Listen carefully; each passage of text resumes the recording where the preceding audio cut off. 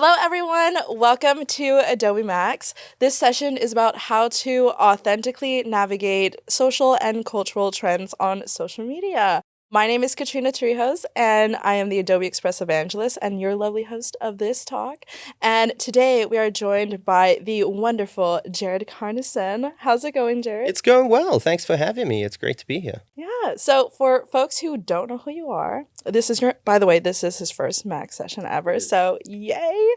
Can you give a little introduction to Sure. everyone? My name's Jared Carnison. I lead social for Adobe. So all the wonderful content you see across all of our social channels, that's the stuff that my team is responsible for. So this session is all about how brands and I guess people who want to be on social media can authentically navigate trends and social or cultural moments without, kind of being too cringe. So I guess to kick off this talk, let's talk about what are trends, what makes something a trend, let's just start right there. Yeah. For me, a trend it's a cultural signal that exists more than just for the visibility, right? It becomes a trend when people take action, right? So a cultural signal out there, people take action, they see it and they do something about it. It could be a TikTok sound, it could be aesthetic, it could be a behavioral chain, right? So a get ready with me, for example, or an unboxing. That is kind of this behavioral chain that happens over a period of time, and then people replicate it, they remix it, and they bring it to life. Trends are really important for brands because they are almost like these shortcuts into culture, and it allows a brand to hop in and help shape the conversation. I think far too often what we see is the brands kind of come into the conversation a little bit late, and that's when some of that cringe behavior you're talking about starts to come to the fore. Yeah. Okay. So with trends, timing is pretty much everything, right? So how do you catch a trend as it's taking off, or even early before it's taking off? And when is it too late? Yeah, I think the sweet spot for hopping onto a trend is right when it's starting to gain traction, right? So if you look at it as a bit of a graph, you want to catch it when it's on the upswing and not when it's at the saturation point. I think far too often we see people hopping on at that saturation point, and that's when it starts to become a little cringe. And then after you're at the saturation point, it's all just downhill from there, right? And right at that saturation point, that's normally when you'll have like your boss if you're working at an agency, or your client if you're working at an agency, pop in and be like, we need to do something about ice plunges immediately, like make us go viral with an ice plunge. Right there, and that's the difficulty, is finding those signals. And in order to find those signals, you need to start to look at, I think, a bit of the structure of what makes a trend and where you can find these micro trends in the larger trending space. So you mentioned that there were a couple different types of trends. So can you break down the difference between the mega, macro, meso, and micro trends? Yeah, sure. So within a trending framework, I think the best way to look at these is within the context of like concentric circles, right? Or a concentric circle. So mega trends are decade-long society-wide shifts, things like digital transformation, sustainability. These are things that really move society along. Within that space, you get a number of macro trends. So these are multi-year themes in industries or in culture. So that's stuff like the rise of the creator economy, if you will. And then you get meso trends. This is the area where I think a lot of brands and creators hop in. Meso trends are category level behaviors or communities that shape culture. So things like K-pop fandoms or cottagecore, or cozy gaming, for example. Those fit within these macro trend spaces. And then at the tail end, or the smaller bits, is where you find the micro trends. These are things that are incredibly short-lived. They're short-lived cultural bursts that are reflective of a meso trend category. So things like memes, sounds, viral edits, or behavioral chains. Love that. Okay, so if a brand wants to be more intentional with their content, where should they start when deciding which cultural spaces or meso trends that they want to play in? It all comes down to, I think, three key areas. One is like your brand values and your brand fit. And probably more important than that is the audience and audience fit, right? So the audience you're trying to reach, your customers, your consumers, your viewers, they'll have interests within your product, within the product space and fit, but they'll also have a whole bunch of collateral interests. Where are they showing up in culture? What are they participating in and what are they interested in? It also comes down to timing and cultural impetus. Like you've got to be watching that space as well to understand where you can hop in opportunistically. Ooh, okay, fascinating. Okay, so once a brand has identified the brand's like meso trend territory, what's the best way to track the micro trends inside them without getting too overwhelmed by all the noise and stuff? Yeah, I think there are a couple different ways. And so you've got to set up some infrastructure for monitoring, right? So a social listening, a lightweight cultural intelligence system that has things like social listening, that has evangelists out in the wild, that has community managers out in the wild that are watching and engaging in culture and watching the space. And then an early warning system of getting those signals in early so you can kind of assess whether it's a space you're wanting to get into. And then it becomes incredibly natural, but it is an always on motion, right? The internet never sleeps, culture never sleeps. So finding the spaces to hop in. And then I'd say the next thing is clearing the way to make it happen. This only works, these responsive newsroom systems only work in high trust environments. And so where you see trends work the best is where they have the license from executive stakeholders across the board to act and make decisions within hours instead of weeks. You really can't wait for all of the approvals and alignment. It is a smart, fast, nimble, agile system. And I think that also leans into where the future of social communication is. Going back to microtrends, social platforms, they move at lightning speed, right? So how do you see their role in fueling microtrends compared to these longer lived cultural shifts? That's a very good question. I think platforms are accelerants, right? So TikTok in particular is this petri dish for microtrends. It's a space where people can reflect these behavioral change. It's a place where there are a lot of features and functions to be able to replicate and remix and bring a trend to life. And so platforms play a significant role in the visibility and the call to action for other people to hop in to a trending space. Okay. When you were breaking down like the mega, micro, meso, and macro trends, I'm remembering it. So as you were saying, like some of these trends they come and go and some like last for a longer time. So is there a way to know like how long a trend will stay relevant and also how can brands prioritize what trends to participate in? I mean, I think there is no great way to know what the shelf life is on a trend. They have different velocities. They have different levels of participation. Some of them get a second wind and a second life. There's even a moment within kind of that trending graph where sometimes it goes dead for a while, and then you see the rebirth of that trend, and it gets remixed and rebrought to life. I think there's a lot of science that goes into understanding how long a trend may be viable. But there are certain signals that you can pick up on when the trend starts to kind of fall out of favor and die off. I think brands prioritizing where to jump into a trend and when not to jump into a trend, it goes back to that structure, right? So if you're true to the audience's meso trends, and so like it starts with the audience itself, understand who your audience is, what cultural shifts and collateral interests do they have, and that you can, as a brand, meaningfully and viably participate in. Once you have that structure in place, the micro trends that you're looking for will pop up in that like fertile meso soil, if you will, and then it doesn't feel out of place in hopping into those. Could you share an example of like how that plays out in real life when a meso trend like acts like the soil? Yeah, I mean, I gave the example earlier around kind of like K-pop culture and then the K-pop Demon Hunters example.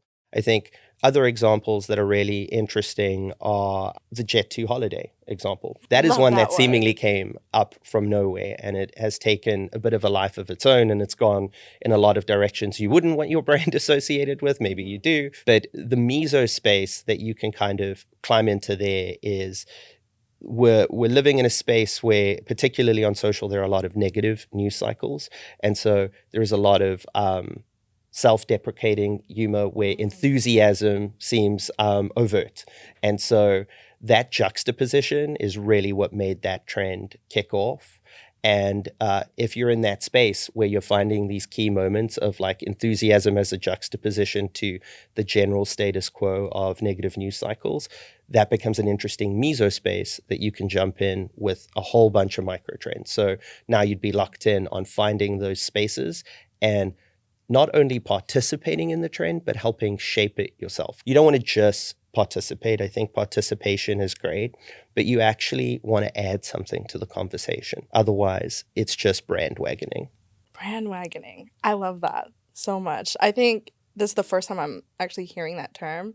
I always just hear it as regular bandwagoning, but when you say brandwagoning, I'm like, that makes total sense. Oh, yeah. Yeah. The brandwagon is a merciless space. And you see it often. Like we saw with Mudang. Like Mudang comes out, culture is loving Mudang. Mudang is amazing. All of a sudden, how can we find a way to make this relevant to X retail brand? Yeah. And then Mudang was popping up everywhere. The same as I'm gonna mess it up, but like the Sodemure. Like Yes. again, brands popping in and utilizing that space. I think there were brands who acted really, really quickly and brought the creator in authentically. And then there were brands who were just hopping on the brand wagon, which comes across as lazy. And it's normally kind of, that's when you start to see a trend taper off. Mm-hmm. Okay, so you mentioned a little bit earlier that brands need to add to the conversation, right? Are there any other tips you can think of for companies to avoid looking random and out of place when hopping on the brand wagon? Yeah, I think it goes back to the structure for me. Like, be true to what your audience is interested in. Be true to what is resonant to your brand itself and your brand language. You've really got to pick and choose the spaces you want to hop in that don't feel completely out of place. So relevance, audience fit, and timing are everything when it comes to deciding how to participate in culture. So what advice do you have for building faster, more agile workflows? I think we covered off on some of them a little earlier, but it is the lightweight cultural intelligence system. Absolutely. Bake that in place so you're watching and navigating the space so you know when to jump in.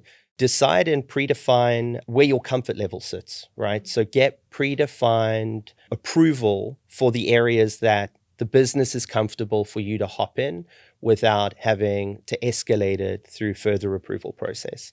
And then also build a high trust environment, right? It's all about taking smart risks. And then also just get comfortable with the fact that not everything works, but that is social. You've got to try a couple things before it feels like a more authentic fit to the brand and to the community you're trying to communicate to. Right. And I've heard so many times that, like, even if something flops, just try it again, because odds are, like, you know, you don't get the odds are, like, a lot of people didn't see it the first time. So people usually say, like, just see what didn't work and then repost it. So absolutely. Try it again, post it, try it from a different angle. Try setting up like a number of pre-approved franchises that you can run at and test things in is a great way to truly test if something is going to work or not. Some things just don't work. Yeah. Like some things are just, they flop. And that's okay too. Like, unless you're causing like incredible brand damage, which is an area you may want to stay away from, try new things, try different things until you get into the flow of what works. Mm-hmm. Yeah, so one thing that is really fascinating that you said was brand damage. Just as a follow-up question, what are some examples It's a of great things? band name, brand damage. Brand damage, yeah. I mean, there are spaces where people don't read the room.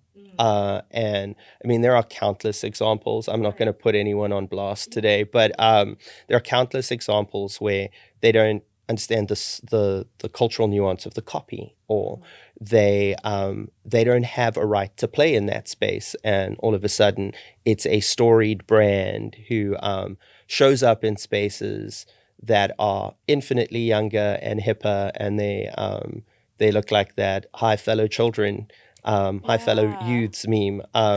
So there are a ton of examples where you've seen brands get taken out for hopping in the wrong way. Be acutely aware of the space you're operating in. I don't think you can participate in, these echo chambers of culture unless you're truly a part of them.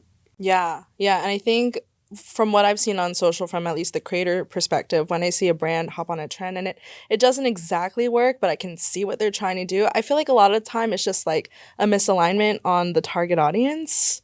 And I'm sure it's a lot of things. Yeah. But, when I see something and if something doesn't hit, I was just like, ooh, miss the audience. Absolutely. And I think so missing the audience is one thing. I think also not doing the due diligence on those mesotrend areas that you should be participating in and ones that you shouldn't be participating in. There's a great fast food brand that built up the cachet in gaming and then had the ability to hop in on all of the gaming trends. Yeah. That's a way to do it in a space and a place that works, right? But you would never have built that connection point before, but they relentlessly leaned into that cultural space and then built the permission to be in that space long term. I think often what we see is people going like, that's a cool thing, that everyone's hopping on that right now. We need to do the same thing. And then everyone rushes to that moment and space in time, and then it dies off very, very quickly. Not every brand needs to hop on every trend for every reason. Mm-hmm. And I feel like that whole process just happens so quickly. Going back to what you said earlier, like culture waits for nobody. And, for brand, like it's really important for brands to be agile, to like engage in the spaces that a lot of their target audience already lives in, but also to do it quickly. Okay, last question for you, Jared. We've talked a lot about trends, social, being authentic to your brand voice and all that stuff. But if the people watching out there were to take away one thing, one last piece of advice from this session, what would it be? So if you were to take 1, 2, or 3 things away from this, I think it is just because it's quick doesn't mean that it has to be sloppy. If you put the right infrastructure and tooling in place, I think that's a great note to take away. Build the infrastructure that you're putting in place for speed, right? The ability to be fast comes from a lot of preparation. And those are things that we spoke about around like mesotrends and finding the mesotrends that fit with your brand and your audience and your brand voice. And then I think thirdly, just have fun. It's creative and it's social. There's no better space to exist and test and learn and make things. Awesome. Well, thank you so much, Jared, for joining in this fireside chat. I hope you had fun. I did. So thank you so much for having me. Yay. Okay, well, thank you so much. That wraps it up for this session. Thank you so much to everyone who is watching this session. And yeah, with that, I hope you all learned something new and that you all have a great rest of your Adobe Max. Bye. Bye.